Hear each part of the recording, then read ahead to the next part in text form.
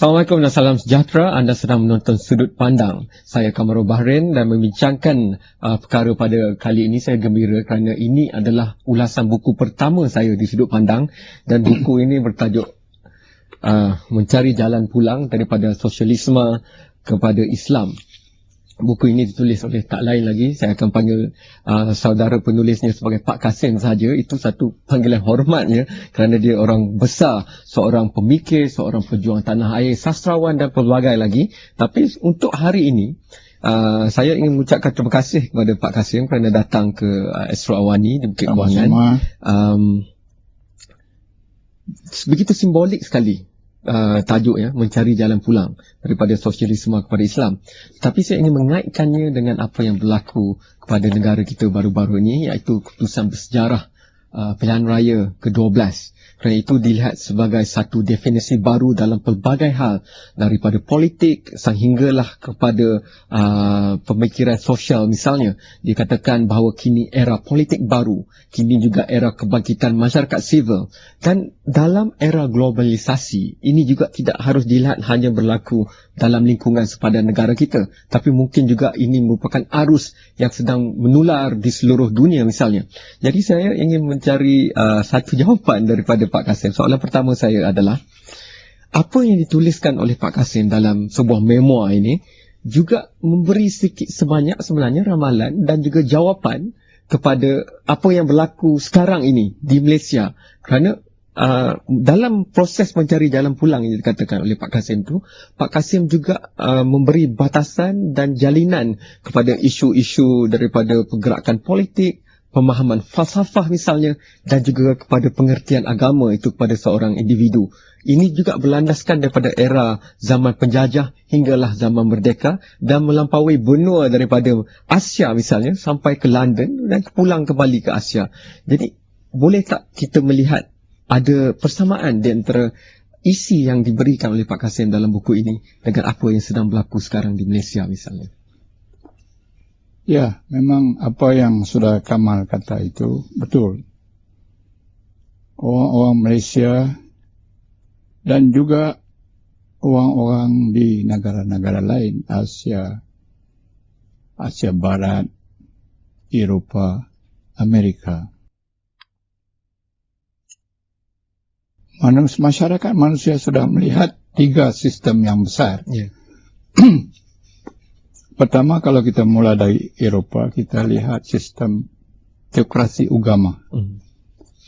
Kerajaan Paus dalam zaman pertengahan di Eropah. Kemudian kita lihat timbulnya sistem liberalisme atau kapitalis liberalisme yang berlangsung sehingga hari ini. Dan sekarang sudah sampai kepada satu tahap keruntuhan yang akhir. Tandanya ialah kejatuhan nilai wang Amerika. Sistem komunis sudah jatuh, sudah hancur dalam tahun 1989-90 dengan runtuhnya kesatuan Soviet, Eropah Timur.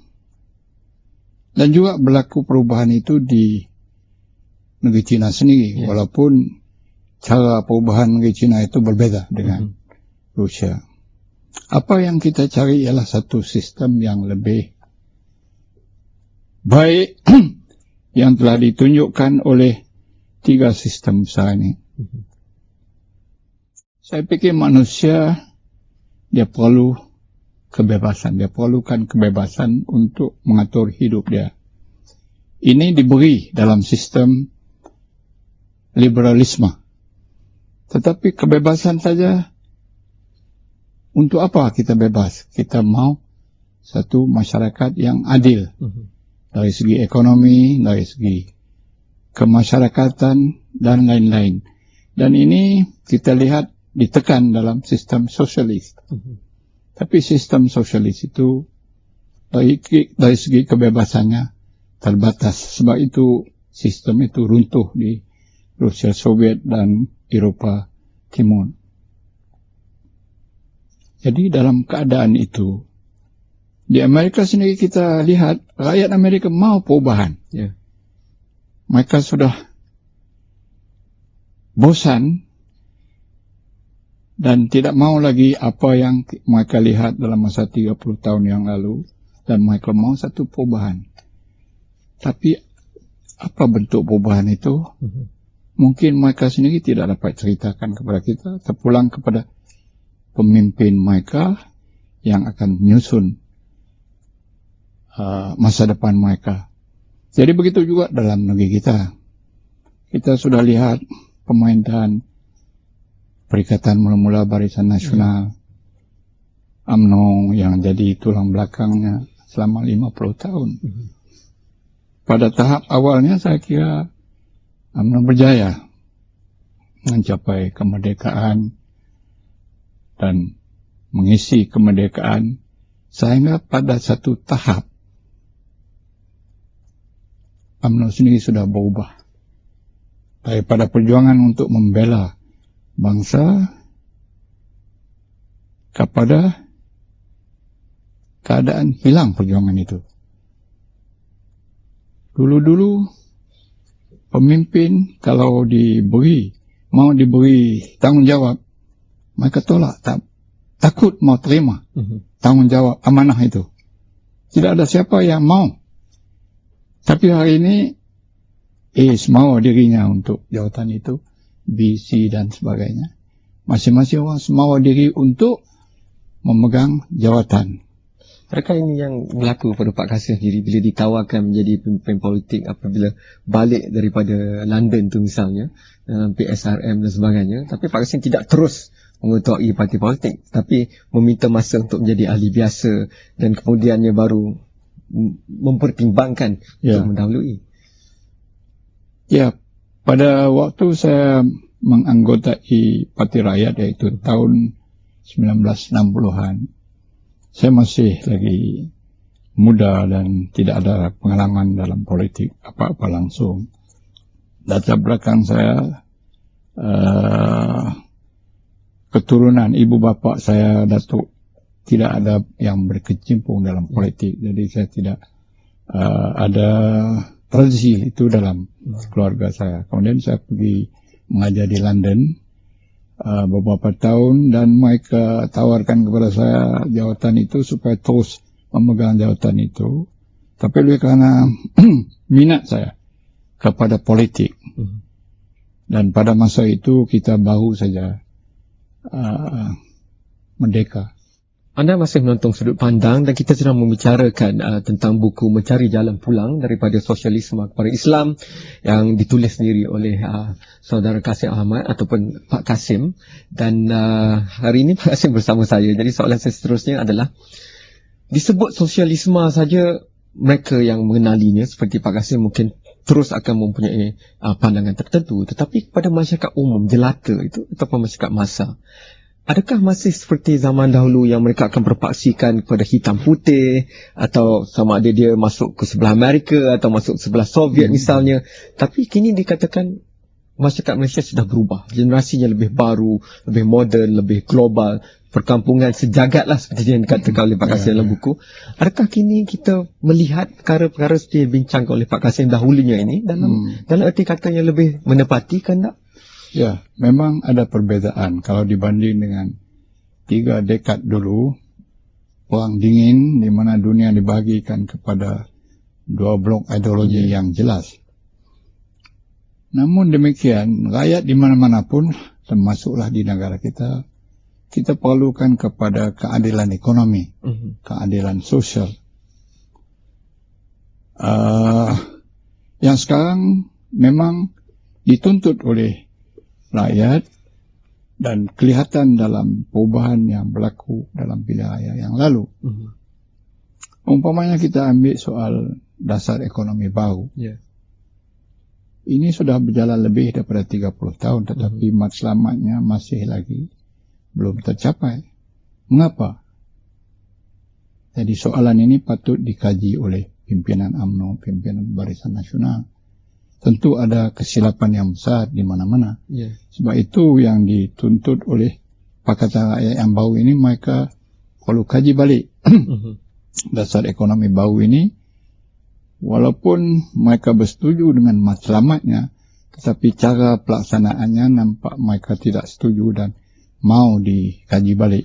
Pak Kasim, bila kita membicarakan tentang dasar ekonomi baru, ya, kita juga perlu berundur 20 tahun sebelum itu, balik pada zaman kemerdekaan, kerana dia juga membabitkan satu perjanjian atau perikatan lebih besar, iaitu kontrak sosial itu, di antara kaum-kaum besar yang berbeza di Malaysia. Kerana itu salah satu cabaran utama yang perlu dihadapi pemimpin masa itu untuk mendapatkan kemerdekaan persetujuannya daripada Inggeris.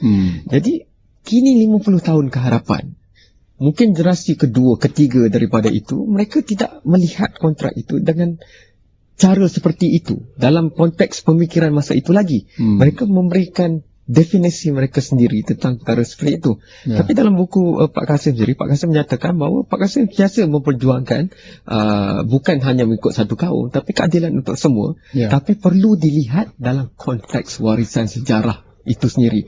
Bagaimana Pak Kasim boleh menerangkan apa yang Pak Kasim tulis itu dalam konteks masyarakat sekarang ini? Ya, sejarah negara kita ini tidak bermula dengan penjajahan Eropah atau penjajahan Inggris. Kita ada sejarah yang bermula daripada Kesultanan Melayu dalam abad ke-15, dan kemudian kita dijajah, dan dari situ penjajah Inggris serah balik kuasa kepada raja-raja Melayu. Dan perlembagaan kita pun disusun mengikut beberapa perkara yang kita kekalkan daripada sejarah itu. Tetapi kita ada unsur-unsur baru, iaitu masyarakat kita sudah jadi masyarakat majmuk.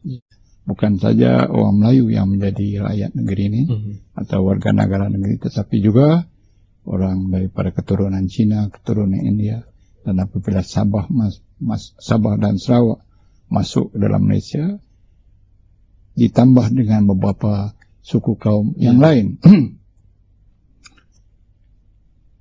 Jadi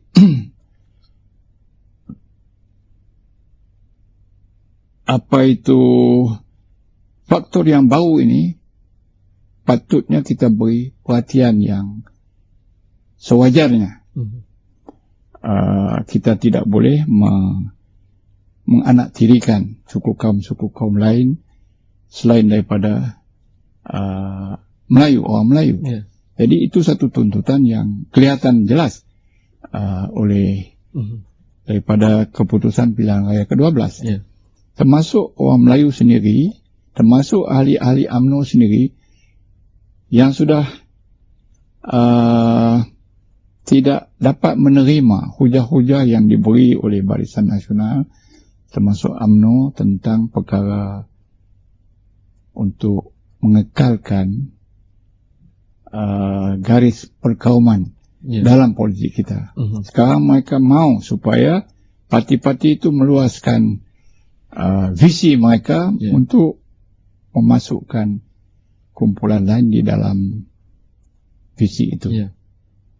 Ini memang wajar, tetapi itu tidak semestinya akan menghilangkan hak-hak orang Melayu sendiri yang ada di dalam perlembagaan kontrak sosial yang Cik Kamarul sebut tadi. Tapi kalau dilihat kembali, definisi generasi itu terlalu berbeza, Pak Kasim, daripada generasi yang bersama-sama menuntut kemerdekaan, membawa kepada tahun 60-an, perubahan Malaysia itu, 70-an, orang yang dilahirkan selepas 70 misalnya, melihat Malaysia ini dari kacamata yang agak berbeza, kerana semestinya tidak ada lagi zaman penjajah dan sebagainya. Tetapi bagaimana harus itu didekatkan? Apakah mekanismenya? Kerana ironinya, mungkin pergerakan sosialisme misalnya menuntut kesamarataan pada semua, itu juga paksinya di atas mengorbankan mungkin kebebasan individu misalnya.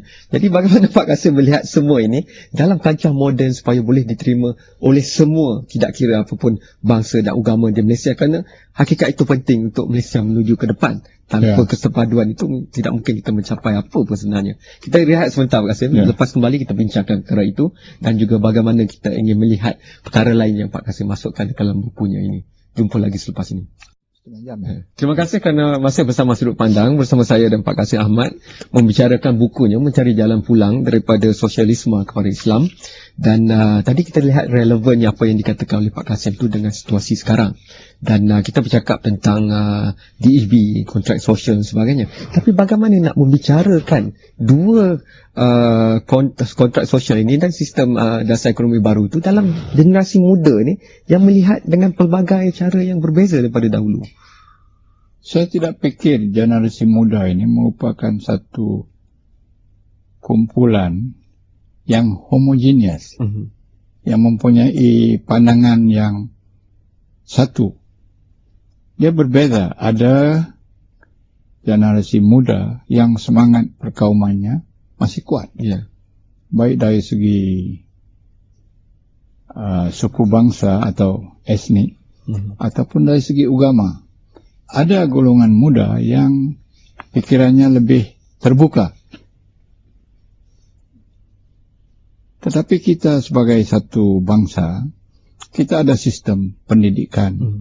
Dan mereka kita didik di dalam sistem pendidikan kita tentang sejarah kita. Jadi, perkara sejarah itu harus kita ajar di sekolah kita. Kalau sekiranya pengajaran sejarah itu kepada generasi muda tidak memuaskan, itu kesilapan kita yang harus kita perbetulkan. Dan juga di dalam masyarakat itu sendiri, di dalam keluarga, ibu bapa mereka, pandangan mereka akan diperturunkan kepada generasi muda.